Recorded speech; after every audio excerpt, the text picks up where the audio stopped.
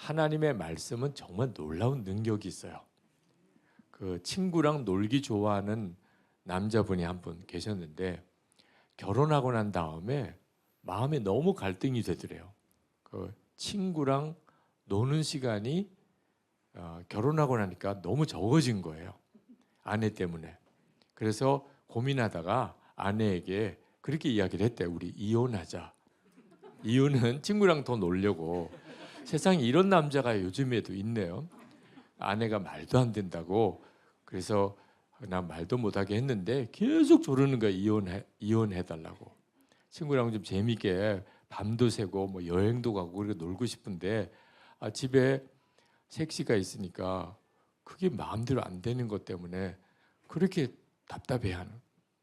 그래서 아내가 그러면 조건이 있다. 이혼해 주겠다. 그 대신 조건이 있다. 뭐냐? 내가 선한 목자교회 다니는데 우리 교회 와서 세 가족 1:1 양육 과정을 마치면 그러면 수료할 때 내가 이혼해 주겠다. 그래가지고 아내랑 이혼하려고 세 가족 등록을 해서 1:1 양육을 받았어요. 근데 두 번째 양육을 받을 때 고민이 되더래. 너무 마음이 막 갈등이 되는 거예요. 말씀을 한 번 듣고 두 번 듣고 이러다가 내가 진짜 예수 믿게 될까 봐 막 불안해지는 거예요. 이거 계속 가다가는 예수 믿을 것 같아. 근데 그만하자니 또 친구랑 못 놀겠잖아. 이혼을 해야 되는데. 그래서 예수 믿을 것 같은 불안한 마음이 드는데 할 수 없이 그냥 세 번째, 네 번째, 다섯 번째 말씀을 듣고 10번째 말씀 듣고 세례를 받았어요. 세례 간증 때 그분이 나와 세례. 자기가 사실 이렇게 세 가지 양육 받은 게 아내랑 이혼하려고 세례 양육 받았는데 어떻게 그날 내가 세례 받고 예수 믿게 됐다고. 그래가지고 세상에 이런 경우도 있구나. 그래서 깜짝 놀라기도 하고 우습기도 하고 온 교우들이랑 정말 우레 같은 박수를 쳐주고 그랬어요. 말씀이 정말 놀랍더라고요. 말씀을 안 들으니까 그렇지 말씀을 생명의 말씀을 들으면 인생이 바뀌어요. 삶이. 오늘 밤에도 우리 마음의 한결같은 다 마음의 소원은 정말 말씀의 권능을 사모해서 왔잖아요. 그죠? 그래 하나님의 말씀의 능력이 여러분의 삶에 그저 은혜로운 말씀 한 번 듣고 끝난 게 아니고 오늘 여러분의 삶 전체가 바뀌는 역사가 일어나게 되기 바랍니다. 네, 여러분 마음에 지금 소원의 기도를 하나님께 드리세요. 하나님 제 인생을 안 바꾸실 거면 오늘 집에 안 갑니다. 하나님한테 어떻든지 제 인생이 바뀌는 믿음이 완전히 달라지는 역사가 있게 해주십시오. 그렇게 각오하고 말씀을 듣고 붙잡으세요. 어느 사모님이 이 제자훈련 같이 세미나 같이 하시고 마지막에 그런 소감 이야기를 하시더라고. 그동안에 내가 왜 이렇게 방황하고 힘들었는지 목사님 사모님으로서 복음을 정확하게 알지 못했다는 거, 어설프게 알았다는 거. 그래서 내가 그토록 신앙생활이 힘들었고 그리고 내 삶에 그리고 목회에 역사가 없었다는 거. 여러분 복음을 어설프게 알고 믿는 것이 지금 우리의 가장 심각한 문제예요. 복음을 모르는 건 아니에요. 근데 어설프게 믿고 있는 것. 그 어설프게 믿고 있는 것 중에 가장 중요한 것이 자기가 예수 믿고 이미 죽었다는 사실을 명확히 모르는 거예요.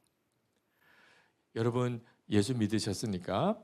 여러분의 자아가 다 죽었습니까? 이렇게 물어보면 물어보지도 않아요. 왜? 대답이 거의 안 나오니까. 여러분은 다 죽었습니까? 그러면 대부분은요 안 죽었다 그래요. 고개를 아주 살랑살랑 안 죽었다 그래요. 정말 속 터지는 일이에요. 예수님을 믿고도 내 자아가 안 죽었다는 거예요. 그러니까 예수를 믿지만 하나같이 다 모순 덩어리예요. 지금 현재 우리 한국 기독교의 가장 심각한 이야기는요. 예수 믿는 성도들이 세상 사람들이 볼 때 놀라지 않는다는 거예요. 여러분 마을에 예수 안 믿는 이웃들이 있으실 거예요. 옆집에, 앞집에, 그죠? 여러분이 예수 믿는 것 때문에 놀랍니까? 북한에서 누가 나 예수 믿습니다. 그러면 주변 사람이 다 놀래요. 이 사람 어떻게 하려고 그래? 그리고 신고가 들어가고 그리고 수용소에 끌려가요. 예수를 믿는다는 게 그 북한 사회에서는 이건 있을 수도 없는 일이에요. 저 중동 땅에 가면 나 예수 믿습니다. 그러면 그 자체가 심각한 문제가 돼요. 그 정도로 예수 믿는다는 게 엄청난 일이에요. 그런데 우리는 나 예수 믿습니다. 그러면 반응이 없어요. 왜? 자기랑 똑같은 줄 아니까. 예수 믿는다고 뭐 달라? 예수 믿는 사람 옆집에도 살고 앞집에도 살고 우리 친척 중에도 있고 뭐. 그런데 하나도 다른 게 느껴지지가 않으니까. 그러니까 누가 예수 믿는다고 그래서 뭐 놀래지도 않아요. 그게 진짜 놀랄 일이에요. 예수를 믿는다는 건 예수 안 믿는 사람들에게는 놀랄 일이거든요. 예수님은 그것을 비유로 설명하기를 빛의 자녀라, 우리를 빛의 자녀라. 어둠 세상 속에 우리를 빛의 자녀라. 아주 깜깜한데 거기에 빛이 비쳐요. 여러분 동네에 예수 안 믿는 사람들이 모여 있는데 여러분이 이렇게 그 사람들 속으로 갔다 합시다. 그러면 무슨 일이 벌어진 거예요? 깜깜한 가운데 여러분이 들어가면서 빛이 확 비치는 거예요. 그러니까 어둠에 익숙하던 사람이 강력한 빛이 비치니까 깜짝 놀랄 수밖에 없는 거죠. 여러분이 집에 들어갈 때 나 빛이 들어간다. 여러분이 마을 회관 들어갈 때 나 빛이 들어간다. 여러분이 식당 들어갈 때 나 빛이 들어간다. 이렇게 생각하고 사시죠? 그런 생각 자체, 내가 빛이라는 것 자체를 그 자체를 믿지 못하고 한 번도 그 생각을 해본 적이 없어. 이게 놀랄 만한 일이라는 거. 왜 예수를 믿어도 이렇게 믿는 거죠? 복음을 정확히 알지 못했기 때문에. 예수를 믿으면 어떻게 되는가? 나는 죽고 예수님으로 사는 것이 예수를 믿는 거예요. 사도 바울이 오늘 갈라디아서 2장 20절에서 내가 그리스도와 함께 십자가에 못 박혔나니 이렇게 말씀을 했어요. 자, 사도 바울이 언제 예수님과 함께 십자가에 못 박혔나요? 여러분이 가지고 있는 성경 어디에 그렇게 나오나요? 여러분 마태, 마가, 누가, 요한 이 복음서에 예수님이 십자가에 죽으시는 부분이 다 나옵니다. 근데 예수님이 십자가에 못 박힐 때 그때 사도 바울이 나타나서 나도 예수님과 함께 십자가에 못 박히겠어요. 그래가지고 예수님이 그러면 올라오너라. 그래가지고 사도 바울이 그 십자가에 사다리 타고 올라가서 예수님하고 같이 부둥켜 안고 같이 못 박히고 그랬죠. 여러분 성경에 나오잖아요. 거기 누가복음인가 거기 나오잖아요. 모르세요? 말도 안 되는 이야기잖아요. 어디에 성경에 예수님이 십자가에 못 박힐 때 사도 바울도 같이 못 박혔다고 어디 나와요? 그런데 사도 바울이 세상에 성경에 기록한 거예요. 내가 그리스도와 함께 십자가에 못 박혔나니. 이건 거짓말이잖아요. 사도 바울이 이렇게 말씀하신 것은 사도 바울이 예수님을 만나고 그리고 아라비아 광야에서 3년 동안을 성령에 의해서 십자가의 복음에 대하여 하나님으로부터 배웠어요. 복음이 무엇인지를 그때 깨달았어요. 그때 사도 바울이 깨달은 것이 뭐냐면 예수님이 십자가에 못 박히실 때 예수 믿는 사람들은 다 예수님과 함께 죽었다는 거예요. 예수님만 죽은 게 아니고 예수 믿는 사람은 다 예수님과 함께 죽었어요. 그리고 그 다음부터 예수님이 부활하시는 부활의 주님과 함께 그 주님이 생명이 되셔서 새 생명으로 살게 되는 것이 예수를 믿는 거예요. 그 말씀이 어디 나오냐? 로마서 6장 3절 4절에 나옵니다. 로마서 6장 3절 4절에 명확하게 나와요. 이걸 믿을 때 세례를 받는 거예요. 이걸 믿을 때. 자, 무릇 그리스도 예수와 합하여 세례를 받은 우리는 그의 죽으심과 합하여 세례를 받은 줄을 알지 못하느냐. 그러므로 우리가 그의 죽으심과 합하여 세례를 받음으로 그와 함께 장사되었나니 이는 아버지의 영광으로 말미암아 그리스도를 죽은 자 가운데서 살리심과 같이 우리로 또한 새 생명 가운데서 행하게 하려 함이라. 아멘. 자, 세례 받을 때 어떤 믿음이 있어야 세례 받는 거죠? 여러분 세례 받으신 분들 어떤 믿음을 가졌기에 세례 받으신 거예요? 내가 이제 예수님과 함께 죽었습니다. 예수님이 십자가에 죽으실 때 나도 예수님 안에서 죽었습니다. 그걸 믿는 거예요. 그래서 여러분 어떤 분은 침례를 받았고 어떤 분은 세례를 받았는데 다 똑같아요. 의미는 다 물속에 잠겨서 죽은 거예요. 나는 이제 죽었습니다. 그게 세례예요. 그걸 진짜 정말 명확하게 그렇게 느낄 수 있도록 해보려고 침례도 하는 거예요. 침례도. 물속에 완전히 잠겨버리는 거죠. 그러니까 어느 목사님은 확실하게 깨닫게 하려고 물속에 이렇게 딱 잠기고 그 다음에는 얼마나 답답해요. 그래서 이제 다 이렇게 세우는데 일어나려고 할 때 한 번 더 누른대.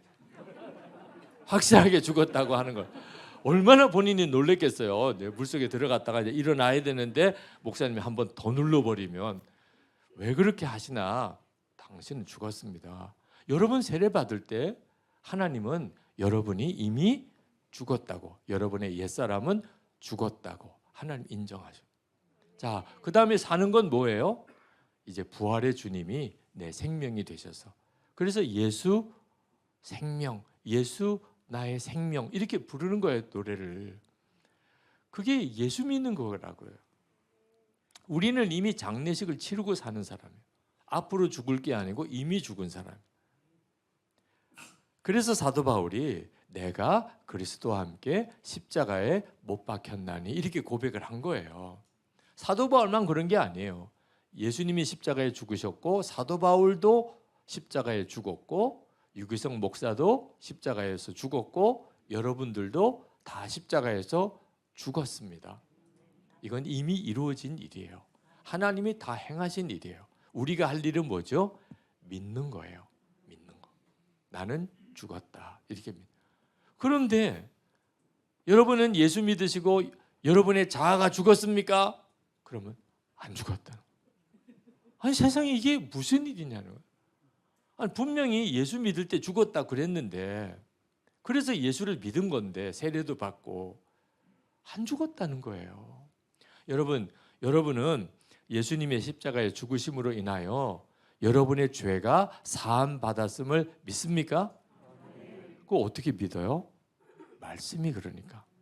말씀에 예수님이 십자가에 죽으시고 우리가 그것을 나를 위하여 대속의 제물 되어 주신 것을 믿으면 우리의 죄가 다 사함 받는다.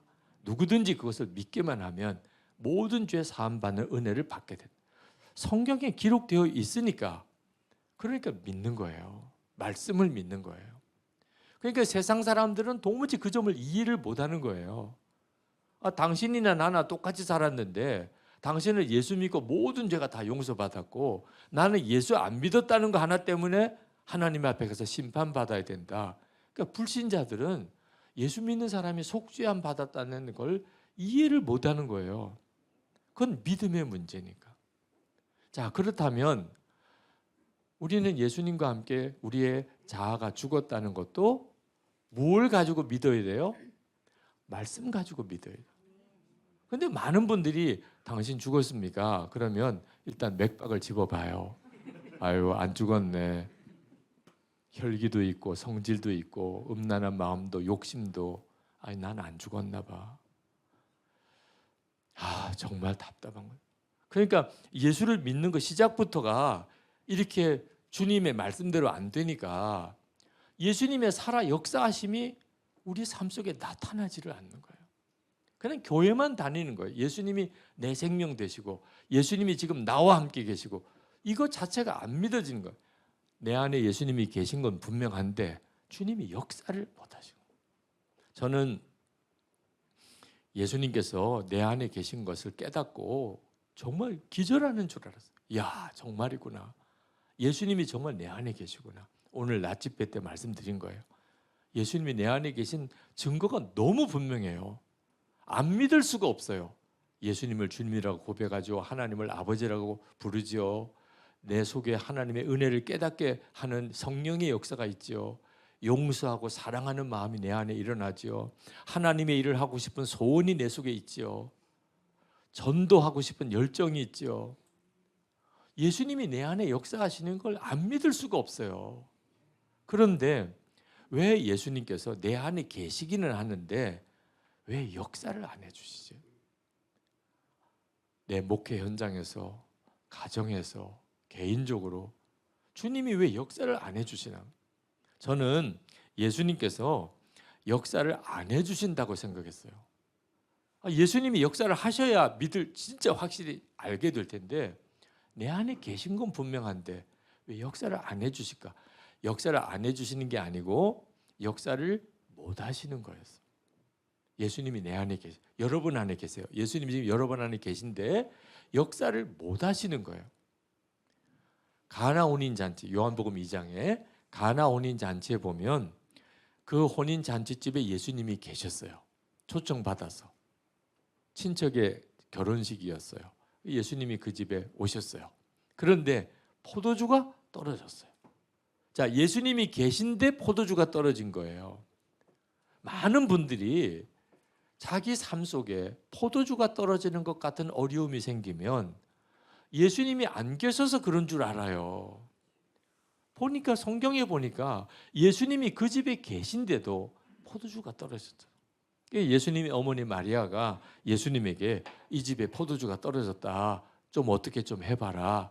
그러니까 예수님이 그게 나와 무슨 상관이 있나이까. 내 때가 아직 이르지 않았습니다. 예수님이 거절하셨어요. 이건 너무 섭섭하잖아요. 여러분들도 여러분의 집에 여러 가지 어려움과 환난과 시험이 닥치고 교회에 어려운 문제가 생기고 여러분 개인적으로도 힘들고 어려운 일이 닥칠 때 주여 역사해 주옵소서. 근데 주님이 내 일이 나와 무슨 상관이 있냐. 이렇게 말씀하시면 얼마나 섭섭해요. 내 안에 계시면서도 왜 역사를 안 해주실까?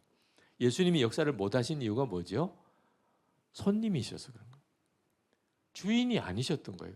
계시기는 계신데 손님이시니까. 그래서 예수님의 어머니 마리아가 그 종들을 다 불러다가 이분이 시키는 대로 해라. 종은 누가 시키는 대로 하는 게 종이에요? 주인이 시키는 대로. 그 예수님이 주인이 되시니까. 그럼 예수님이 그러면 물을 떠다가 항아리에다 채우라. 그 물을 떠다가 다시 연회장에 갖다 주라. 그랬더니 무슨 일이 벌어졌어요? 물이 포도주가 되는 기적이 벌어졌죠. 그게 가나 혼인 잔치집의 기적이죠. 자, 예수님이 주인이 되시니까 그때부터 물이 포도주가 된 역사가 일어난 거예요. 우리 삶 속에 똑같은 변화가 일어나야 돼요. 예수님은 손님이신가 주인이신가? 제가 해외에 부흥회를 가면 그러면 이런 호텔에 묵을 때도 강사 숙소가 그 교민 어느 집에 묵을 때도 있어요. 굉장히 성공한 교민, 집도 크고 뭐 강사님 게스트하우스 하나쯤은 얼마든지 이렇게 내드릴 수 있는 그런 집에 가서 묵을 때도 있어요. 그런데 한결같이 똑같은 이야기를 들어요. 목사님 집처럼 생각하세요. 이제부터 목사님 집이에요. 그렇게 편안하게 지내세요. 그럼 저는 감사합니다. 그렇게 하겠습니다. 그렇게 인사를 드리지만 한 번도 저희 집처럼 생각해 본 적이 없어요. 여러분, 제가 그 집사님 집을 저희 집처럼 생각하면 어떻게 될까요? 여러분은 어느 집에 갔는데 이게 여러분의 집이에요. 그럼 여러분 뭐부터 봐요? 일단 안방부터 봐야죠. 그죠? 안방 장롱도 열어봐야죠. 여러분의 집인데, 그죠? 화장실 가서 뒤져봐야죠. 창고는 어떻게 됐나, 그죠? 제가 만약에 목사님 집처럼 여기세요. 그래요. 좀 집 구조도 궁금하고, 그죠? 도대체 이 집은 뭐가 있는지도 궁금하고 다 뒤져보고 한다면 얼마나 시험 들겠어. 그 주인 되시는 집사님이나 장로님은 목사님 무슨 일 이렇게 하세요? 저는요 있으라는 방에 딱 갇혀가지고 거실에 나올 때도요 주인 가족이 있나 이렇게 빼꼼히 이렇게 보다가 있으면 잠깐 있다가 아무도 없구나. 그러면 살짝 거실에 나왔다가 냉장고에 물 하나 마실 때도 아유 물 하나 마셔도 됩니까? 그러면요 막 야단을 치세요. 목사님 이렇게 불편하게 서로 지내실 겁니까? 목사님 지처럼 생각하시라니까. 이렇게 불편하실 거면 차라리 호텔로 가세요. 목사님 편하게. 그러면 제가 너무 미안하다고 집사님이 집처럼 생각하라고 그랬는데 이게 습관이 안 돼서 그랬다고 죄송하다고 그렇게 정말 지내다가 이제 집회가 끝나고 집사님 너무 감사해요. 정말 너무 제 집처럼 편안하게 지냈어요. 그러면 또 너무 기뻐서 그러셨다니까 다행이네요. 다음에도 우리 도시에 오시면 꼭 우리 집에 묵으세요. 그렇게 화기애매하게 이렇게 끝나요. 제가 그때 느꼈어요. 우리가 내 집처럼 생각하라고 아무리 이야기를 해도 그게 그렇게 되는 게 아니라. 그러니까 우리가 예수님을 주님이라고 조금 더 의심하지 않고 여러분 중에 어느 누구도 예수님 주님이시지 그렇게 고백하잖아요. 그런데 문제는 예수님도 그렇게 느끼냐는 거예요. 내가 너의 주님이다. 내 삶의 주인이다. 여러분 예수님이 주님이시려면 어떻게 돼야 주님이세요? 예수님 시키는 대로 돼야 돼요. 성경 보러 가. 그런데 성경은 그렇게 안 봐. 드라마는 또 눈이 빠져라고 봐요. 전도해라. 저 사람은 안 될 거고 저 사람 전해해봐도 안 되고 맨 우리 동네는 전도할 사람 없어요. 우리 주님이 속이 터지는 거예요. 기도해라. 피곤해서 안 된대요. 일이 많아서 안 된대요. 뭐 하나 예수님 뜻대로 되는 게 없어. 이렇게 하라 저렇게 하라. 왜 나만 시키세요? 하도 우리 주님이요. 우리 안에 오셨지만 우리 주님 기뻐하는 뜻대로 뭘 하나 시켜보지를 못해요. 그러면서도 우리는 고백은 뭐라고 해요? 주여, 주여. 우리 주님이요. 넌 어떻게 그렇게 말은 그렇게 잘하냐? 우리가 그렇게 사니까. 그러니까 우리 안에 우리 자아가 시퍼렇게 살아있는 거예요. 어떻게 살아있어요? 아주 시퍼렇게 살아있어요. 주인 노릇은 내가 하는 거예요. 우리는 신앙생활도 내가 하고 싶으면 하고 할 만하면 하고 하고 싶은 것만 하고 힘들면 못하고 부담되면 안 되고 그게 무슨 예수님이 주님이세요? 내가 주인이지. 그러니까 예수님은 내 안에 오셨지만 아무 역사를 못 하시는 거예요. 그래서 내가 죽었다고 하는 이 신앙 고백이 엄청나게 중요한 거예요. 내가 죽었습니다. 이 믿음이 없이는 주님이 역사를 못해요. 오늘도 예수 믿으시는 부부들이 오늘 이 자리에도 계신 것 같은데 자, 우리 예수 믿는 아내 되시는 분에게 예수 믿는 남편에 대하여 물어보겠어요. 남편을 볼 때마다 예수님 보는 것 같으죠? 어이가 없어 하세요. 왜 이렇게 그걸 질문이라고 하냐고 이런 느낌인 것 같은데 아니 남편 되시는 분들 왜 이렇게 반응이 나와요? 지금 예수님 마음이 계세요 안 계세요? 계시잖아요. 그러니까 여러분 예수 믿고 오늘도 집회에도 오신 거지. 여러분 예수님의 마음이 계시니까 여기 오신 거예요. 그런데 그걸 왜 아내가 몰라요? 아내는 남편의 속을요 하루에 12번도 들어갔다 나왔다 해요. 아내가 남편에 대해서 모르는 게 뭐가 있어요? 아유 저 남자는 저래 저 사람은 저래 이제 환히 꿰뚫어 알지요. 근데 예수님이 남편 마음속에 계시면 아내는 어떻게 돼요? 남편 볼 때마다 예수님을 보는 거지. 그런데 어떻게 남편을 보는데 예수님을 못 보는 일이 생기죠? 남편의 자아가 안 죽으니까. 이 자아가 이렇게 무서운 거예요. 남편의 자아가 안 죽으니까 예수님을 영접을 했는데 아내가 몰라요. 자, 예수 믿는 아내를 두신 남편에게 물어보겠어요. 아내를 볼 때마다 예수님 보는 것 같으죠? 정말 그런 고백을 하시는 분들이 이따금 있으세요. 아마 오늘 집에 가서 좀 불편한 일이 없도록 아주 즉각 그렇게 대답하시는 것일 수도 있죠. 네. 자, 아내 되시는 분들, 이 세상에 이게 무슨 일이에요? 여러분 안에 예수님 계세요, 안 계세요? 계시잖아요. 그런데 어떻게 남편이 몰라요? 내 자아가 안 죽으니까.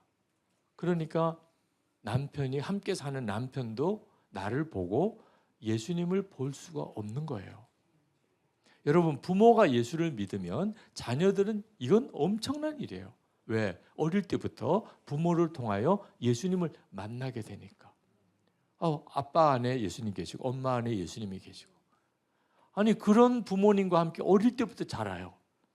그러니까 어릴 때부터 예수님과 함께 자라는 거죠. 그런데 이상하게 부모는 예수를 믿는데 자녀들이 믿음을 잃어버리는 경우가 생겨요. 이거 왜 이러죠?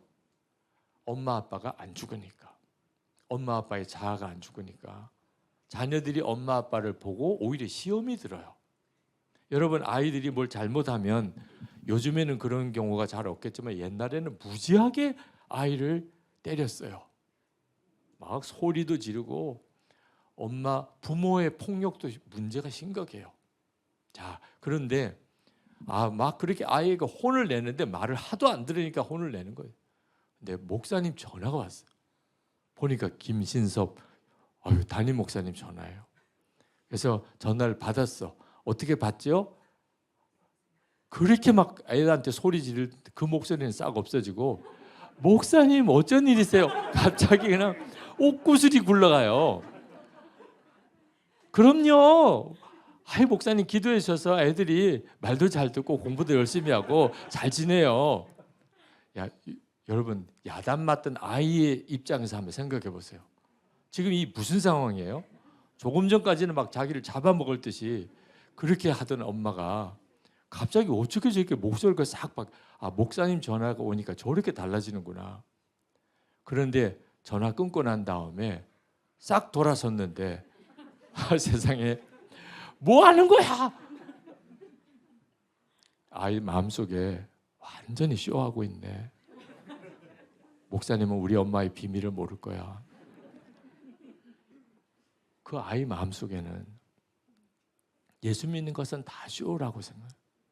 우리 엄마, 우리 아빠 다 교회에서 직분도 있고 믿음 좋다고 소문났지만 우리는 알아. 이렇게 나온다니까. 그게 엄마 아빠의 자아가 안 죽으니까 아이들에게는 오히려 역으로 마음이 깊은 불신을 심어주는 거예요. 차라리 부모님이 예수를 안 믿었으면 전도를 받을 때 그러냐, 예수님이 구주시냐, 예수 믿으면 정말 영생의 축복을 얻는 거냐, 예수 믿으면 인생이 바뀌냐, 이렇게 반응할 텐데 우리 엄마는 안 바뀌던데.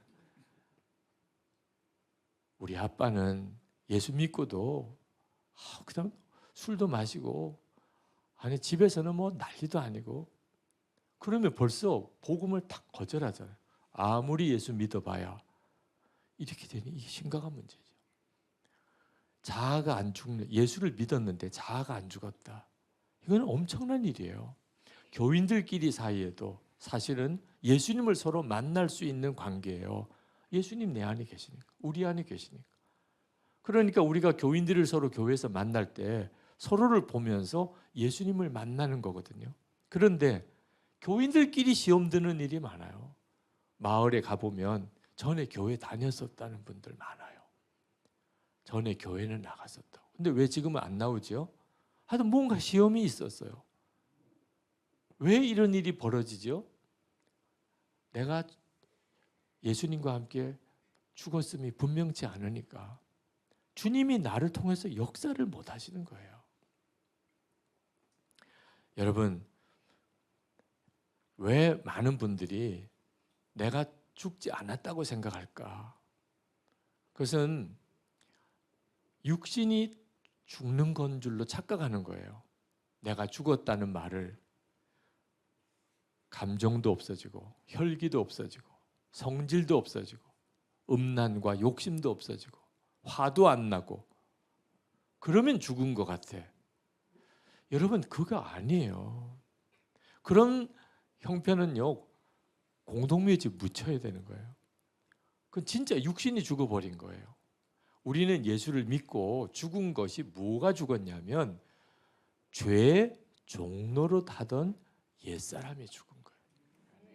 그전에는 내 자아가 내 육신의 죄의 종로를 타는, 그래서 내 속에 죄가 역사하면, 내 속에 성질이 역사하면, 욕심이 역사하면 우리는 영락없이 그 육신과 죄의 종로를 타고 살았어요. 그게 구원받기 전의 삶이에요.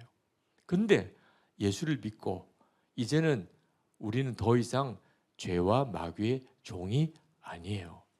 여전히 우리 속에 화도 나고 혈기도 나고 염려도 생기고 성질도 있고 음란함도 있지만 더 이상 나는 죄의 종 아니에요. 왜? 그 종로를 타던 유기성은 예수님과 함께 십자가에 죽었어요. 그러니까 마음속에 또 화가 나고 또 무슨 또 성질이 나오고 또 무슨 음란한 생각이 떠오르고 그럴 때 나는 죄의 종로를 타던 유기성 아니야. 사탄아, 죄야. 나는 너의 종 아니야. 너의 종로를 타던 유기성은 죽었어. 나는 예수님의 생명으로 사는 자야. 나는 이제 주님께 순종하는 자야. 이렇게 고백할 수 있게 된 것이 바로 나는 죽었다는 것을 믿는 거예요. 그때부터 완전히 주님의 역사가 일어나요. 여러분, 자아가 뭐냐면 자기가 옳은 대로 판단하고 생각하는 것. 사사기 21장 25절에 보면 사사시대 때 죄에 대하여 말하기를 자기 소견에 옳은 대로 행하였더라. 당시에 왕이 없었으므로 사람들이 다 자기 소견에 옳은 대로 행하였더라. 이 자기 소견에 옳은 대로 행하는 것이 이게 죽지 않은 자아의 가장 큰 특징이에요. 여러분, 자기 소견에 옳은 대로 사는 게 뭐가 문제예요? 아니, 자기가 옳다고 생각하는 대로 사는 게 뭐가 문제예요? 부부싸움 할 때 여러분 가서 물어보세요. 남편에게 물어보세요. 왜 싸우냐? 그러면 가만히 들어보면 아내가 문제가 있어. 그래서 아내에게 아니 당신 왜 남편이랑 싸우냐? 남편 말 들어보니까 당신이 문제가 많던데. 그러면 아내는 어떻게 해요? 까무러치는 거예요. 그래서 당신도 할 말이 있냐? 그러면 또 이야기 들어보면 그 다음에 누가 문제예요? 남편의 문제예요. 그러니까 부부싸움 왜 하죠? 다 둘 다 자기 소견에 옳은 대로 말하고 행동하니까 싸우는 거예요. 이게 죽지 않은 자아로 사니까 예수 믿고도 맨 부부싸움하고 사는 거예요. 둘 다 이야기 들어보면 둘 다가 다 잘했대.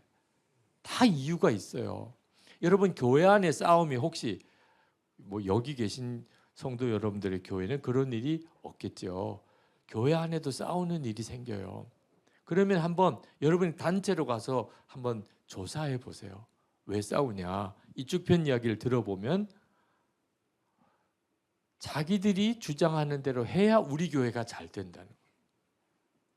이쪽 편 이야기 들어보면 무슨 말이냐? 우리가 하자는 대로 해야 우리 교회가 다, 그러니까 다 두 쪽 다 뭐 때문에 싸워요? 우리 교회가 잘 되게 하자고 싸워. 그래서 교회 안에 싸움이 생기면 표창을 해야 돼요. 교회가 잘 되기 위하여 싸우기까지 하였기에 이에 표창함. 그래서 표창패를 드려야 돼요. 아니 여러분, 보통 교인은요 싸우지 않아요. 열심히 특심하니까 싸우는 거예요. 교회를 위한 열심히 특심하니까 싸우기까지 하는 거예요. 그래서 바깥에까지 소문이 나서 감리사님도 오시고 뭐 난리도 아니에요. 난리도. 다 마음에 내 생각에 소견에 옳은 대로. 이게 죽지 않은 자아의 특징이에요. 근데 내가 죽었습니다 되는 순간부터 그 다음부터는 옳고 그른 것에 대한 판단이 완전히 주님께로 가요. 이제 주님이 옳다고 하는 게 옳은 거고, 주님이 용서하라고 하면 용서하는 거고, 주님이 손 내밀라면 손 내미는 거고, 주님이 너가 회개하라고 하면 회개하는 거예요. 한 번은 제 아내가 금요 성령 집회 끝나고 제가 집에 들어갔더니 제 앞에 무릎을 꿇고 여보 나 용서해 주세요. 당신에게 너무 그동안에 잘못했다고. 제가 제 아내를 용서했을까 안 했을까? 용서 안 했지. 용서할 게 없어. 아니, 내가 용서할 수 있는 나한테 뭘 잘못한 게 있어야 내가 용서를 하지. 근데 잘못했다는 거예요. 여보, 내가 당신한테 너무 잘못했다. 그때 알았어요. 회개는 잘못한 사람이 하는 게 아니더라고. 은혜 받은 사람이 하는 거. 은혜 받고 나니까 다 내가 잘못했대. 이게 죽지 않은 자, 불가능한 일이에요. 주님이 우리에게 판단과 생각과 모든 결정의 주권을 주님이 가지고, 이제 내 생각, 내 판단은 죽었습니다. 주님의 마음을 주세요. 그때부터 주님이 역사하기 시작해요. 한 번은 교회 안에서 저에 대해서 막 거짓 소문이 돌았던 적이 있었어요. 제가 어느 교인의 돈을 빌려가지고 안 갚고 그게 미안해서 맨 그 교인 안수기도만 해준다고 이런.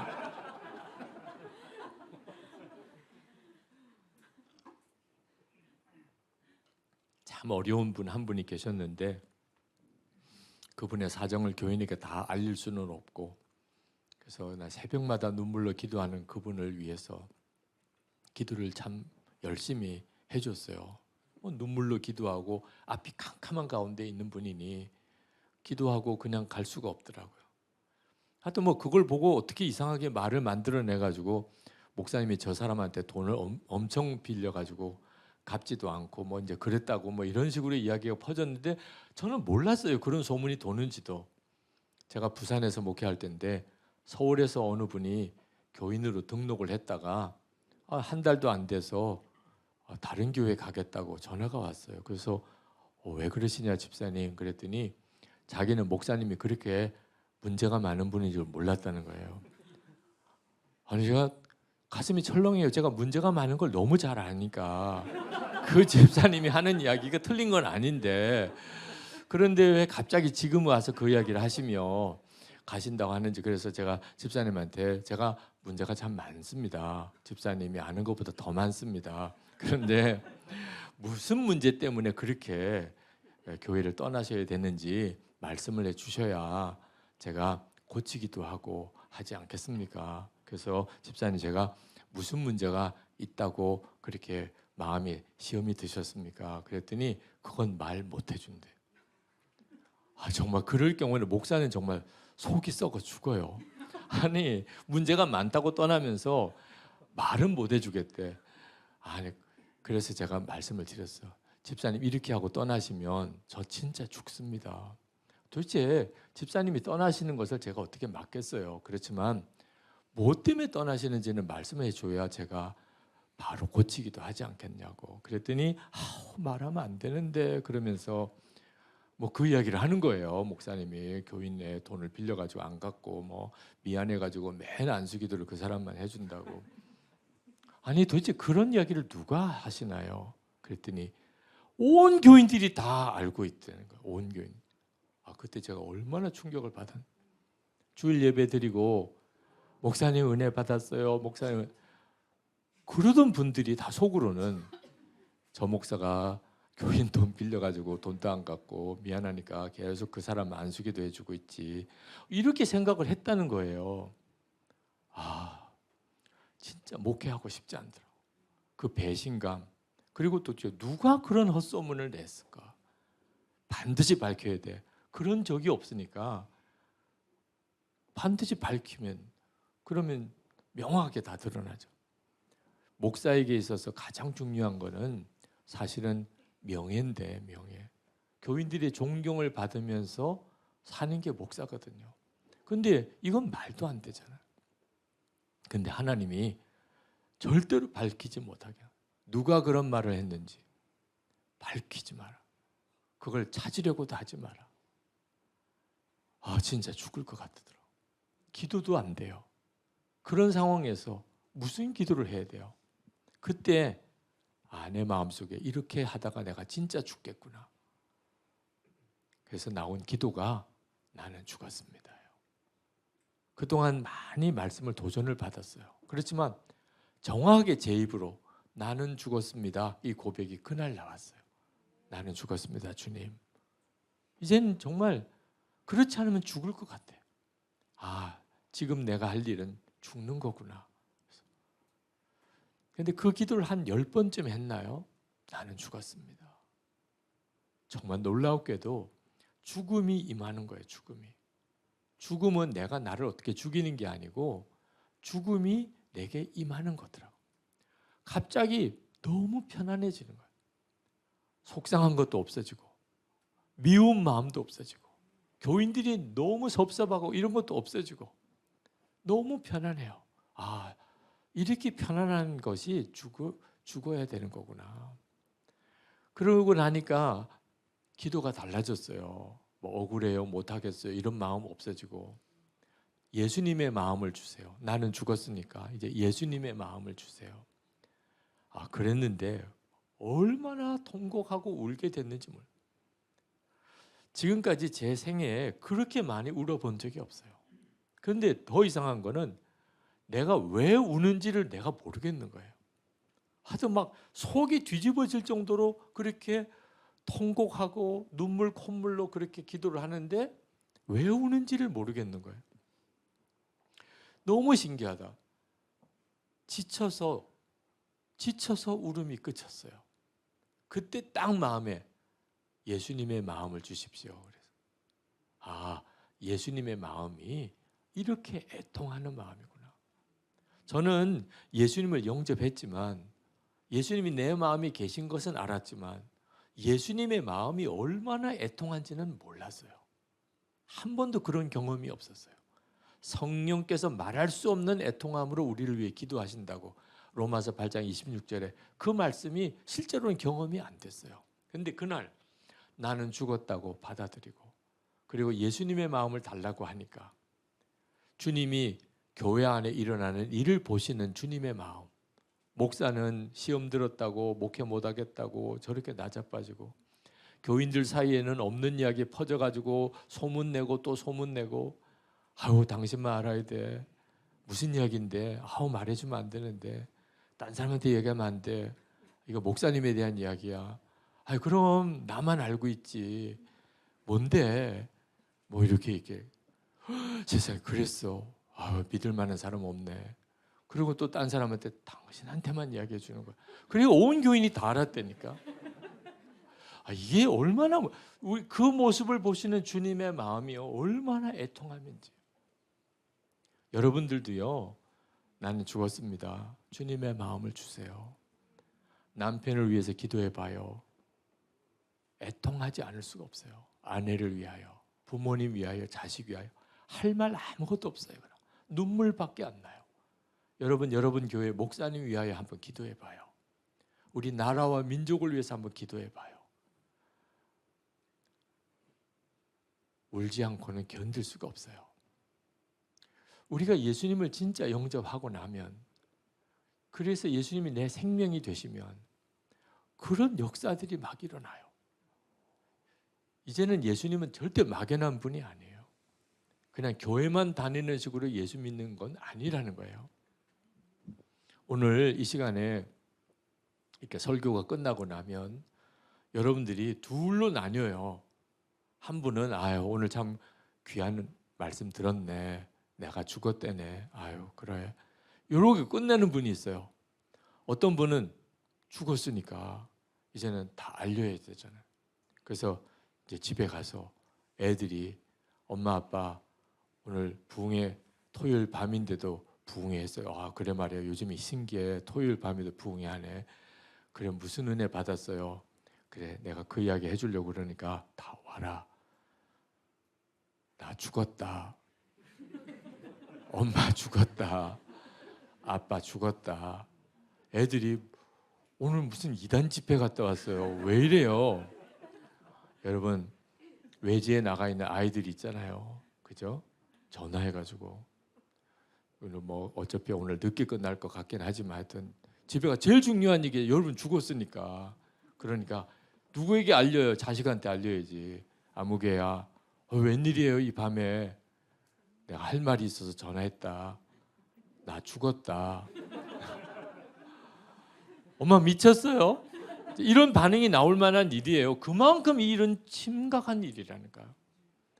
여러분 이제 월요일에 출근해서 여러분 직장 상사 앞에 가서 드릴 말씀이 있습니다. 뭔데? 저 죽었습니다. 아니 교회 다니는 거 알지만 좀 정상적인 교회 다니세요. 이런 이상한 말 하지 말고 이런 말을 듣는 거예요. 여러분 이제 각오해야 돼요. 진짜 여러분이 믿으면 고백을 할 수밖에 없어요. 부부 사이에도 여보 나 죽었어. 여러분 자녀에게도 부모님에게도 나 죽었습니다. 여러분 교회 돌아가서도 목사님께 목사님 저 죽었습니다. 집사님 저 죽었어요. 여러분이 죽었다고 고백하고 나니까 그러니까 그 죽음의 믿음을 지키고 가는 거예요. 죽었다니까. 그런데 교인들이 다 좋아할 거라고 생각하면 안 돼요. 여러분이 이제 여러분 교회 가서 나 죽었습니다 이렇게 이야기하면 여러분 교인들이 전부 다 여러분을 다시 부활시키려고 노력을 해요. 하도 죽었다는 말이 그렇게 그냥 귀에 가시처럼 들리고 죽기는 뭘 죽어 아유 정말 그러면서 여러분 뒤통수를 막 때리거나 꼬집거나 그래서 막 아야 그러면 죽었다면서 아유 정말 저 눈 시퍼렇게 살아있는 것 좀 봐 이러면서 여러분을 어떻든지 다시 부활시키려고 믿는 사람들이 오히려 더 죽었다는 말을 못 받아들여요. 제가 한번 2016년에 미국에서 열리는 세계 선교사 대회 때 선교사님들에게 우리는 예수님과 함께 죽었습니다. 이제는 예수님으로 사는 겁니다. 그게 복음입니다. 그렇게 말씀을 전했어요. 그런데 그날 숙소로 돌아가니까 깜짝 놀라는 문자가 온 거예요. 그날 저녁 집회 중에 선교사님 한 분이 죽은 거예요. 배완호 선교사님이라고 파라과이의 선교사님이 계신데 그분이 죽었다는 거예요. 그러니까 막 댓글이 세상에 그 건강하던 분이 어떻게 갑자기 죽었냐, 뭐 장례는 어디서 하냐, 뭐 막 댓글들이 막 달렸어요. 조금 더 있다가 저도 얼마나 놀랐는지 갑자기 그날 집회 중에 사람이 한 사람 죽었다니. 근데 그 뒤에 그렇다고 본인이 고백하셨습니다. 그래가지고 정말 또 댓글들이 막 달렸어요. 너무했다. 뭐 너만 그렇게 잘 믿냐? 나도 옛날에 그렇게 믿은 적이 있다. 그래도 이거는 너무 사람을 그냥 시험에 빠뜨리는 거다.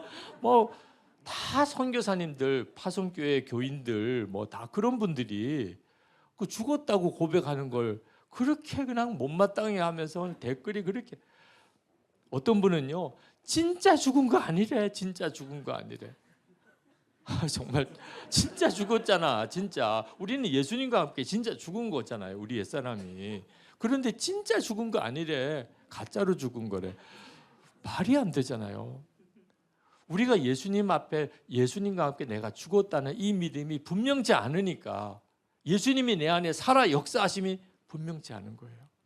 한 번은 신대원 전도사님들에게 집회 때 가서 그 전도사님에게 설교를 하는데 전도사님들이 다 요즘에 마음에 큰 낙심이 있어요. 왜냐하면 신대원을 졸업을 해도 목회할 임지가 없는 거예요.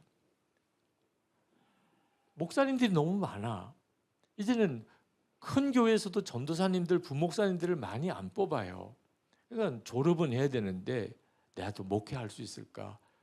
전도사님들이 다 그 마음에 걱정들이 많으신데 기도 중에 하나님이 제 마음에 왜 임지가 없다고 그러냐? 전국에 있는 모든 교회가 너희들이 갈 수 있는 임지다. 너희들이 임지가 없다고 하는 것은 어느 교회 가야 생활비 주냐? 어느 교회 가면 집 주냐? 이런 거 생각하니까 임지가 없는 거예요. 나 생활비 안 줘도 돼요. 나 집 안 줘도 돼요. 나 전도만 하게 해주세요. 그러면 어느 교회에서 안 받아주겠냐? 전도만 하겠다는데 그런 마음을 주시더라고. 예수님과 함께 죽은 우리는 먹고 사는 걱정은 주님께 다 맡기는 거예요. 이제는 그냥 주님이 원하시는 대로 하시고 싶으신 대로 그렇게 사는 거다. 그렇게 설교를 하고 난 다음에 제가 그냥 거기서 끝내야 되는데 진짜 갈 데가 없으면 우리 교회로 와요. 그렇게 이야기를 했어요. 예를 들면 그렇다는 거지 진짜 오라는 게 아니고 예를 들면 그러다. 근데 7명이나 온 거예요. 7명이나. 목사님 말씀에 도전받았어요. 저 목사님 교회에서 월급 안 줘도 돼요. 집 안 줘도 돼요. 전도만 하게 해주세요.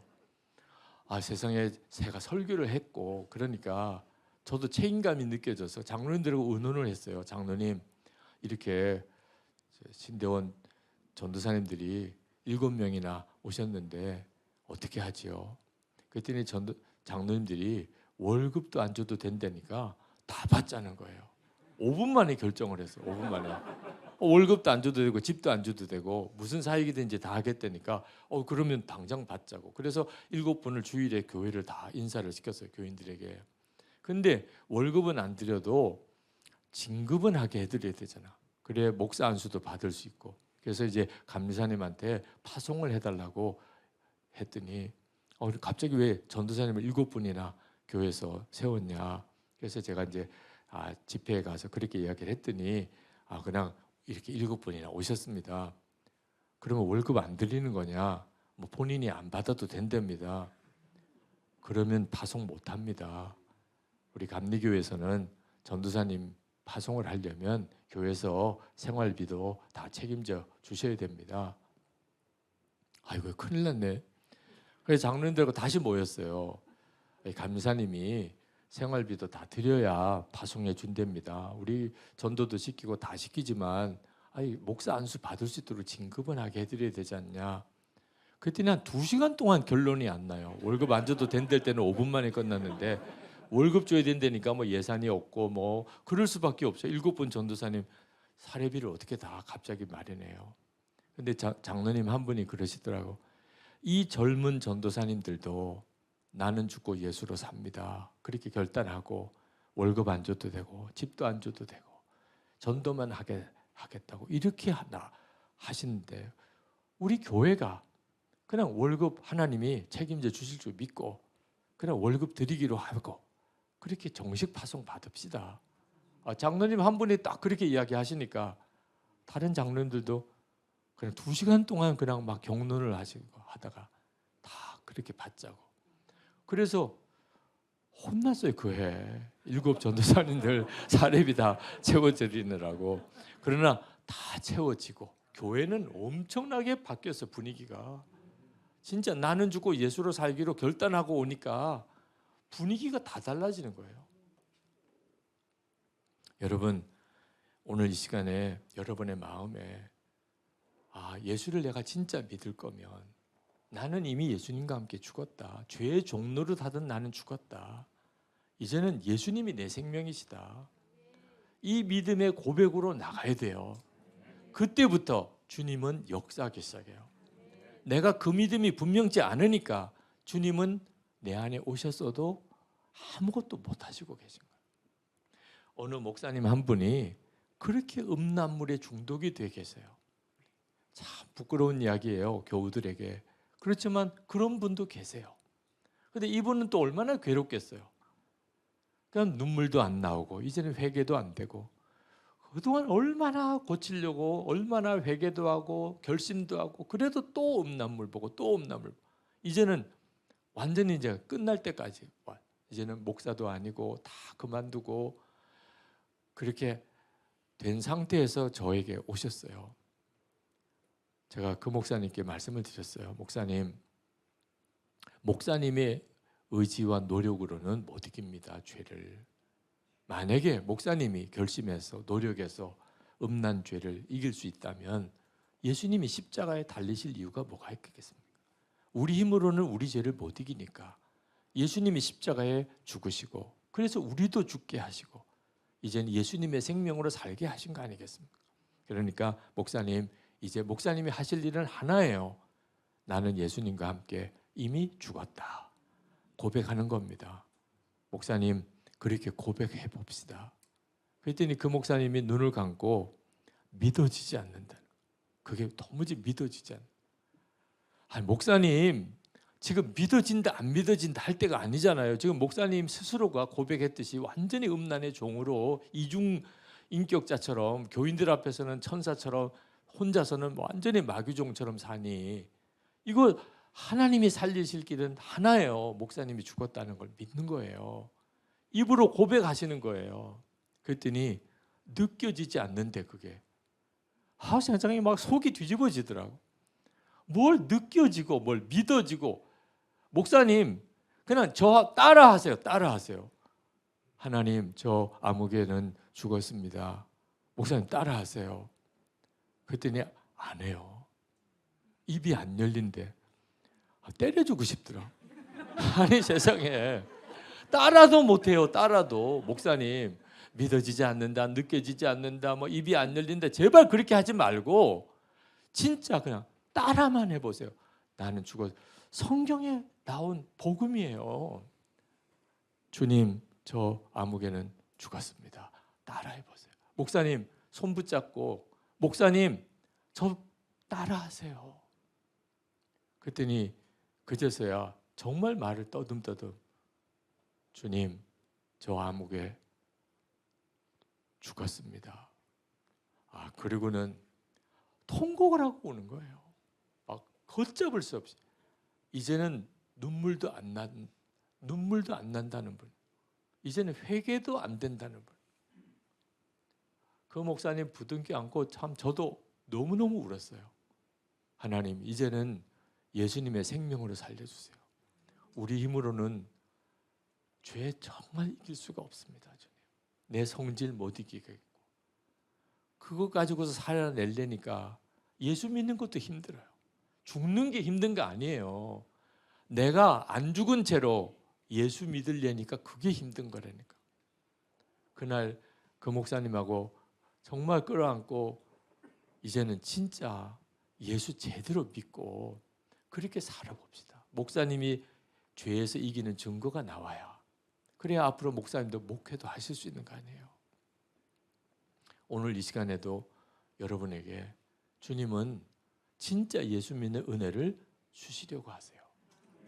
여러분이 그동안에 교회를 다니고 예수를 믿었지만 내가 죽었다는 것에 대해서는 명확하지가 않았다면 죽은 줄도 몰랐어요. 그리고 죽었다는 고백을 한 번도 안 해봤어요. 누구에게도. 아내에게도 여보 나 죽었어. 남편에게도 여보 나 죽었어요. 여러분 이제부터 그렇게 살아보세요. 무슨 시험이 오거나 무슨 싸움이 오거나 어떤 어려움이 오거나 나는 죽었습니다. 그 다음에 주님이 반드시 역사하세요. 여러분이 고백만 하면 나는 죽었습니다. 우리가 할 수 있는 건 그게 전부예요. 그 다음부터 주님이 내 속에서 용서하게 하시고 거룩하게 살게 하시고 사랑하게 하시고 그리고 나도 살리고 가족도 살리고 교회도 살리고 야 예수님은 지금도 살아계시구나 이렇게 고백하도록 하신다는 거예요. 우리 이 시간에 같이 찬송합시다. 내가 그리스도와 함께 십자가에 못 박혔나니. 너무나 잘 아는 찬송인데 이 찬송을 진짜 믿음의 고백으로 여러분 오늘도 기도할 때 하나님 나 죽여주세요 이렇게 하지 마세요. 이미 죽었는데 또 죽여달래. 죽여주는 거 아니에요. 주님 저 죽었습니다. 주님 저 예수님과 함께 죽었습니다. 이제는 내 판단과 생각, 계획 다 십자가에 못 박았습니다. 이제는 예수님이 내 주님이시고 예수님이 내 생명이십니다. 이제는 예수님 나를 통하여 남편을 만나주세요. 예수님 나를 통하여 아내를 만나주세요. 예수님 나를 통하여 우리 아이들을 만나주세요. 이제는 나는 예수님의 도구입니다. 주님이 원하는 대로 저를 쓰세요. 그것만 가르쳐 주시고 깨닫게 하시면 제가 주님의 도구로 이제부터 주님 앞에 갈 때까지 살아보겠습니다. 오늘 그 믿음의 역사, 그 고백이 여러분에게 있게 되시기를 축복합니다.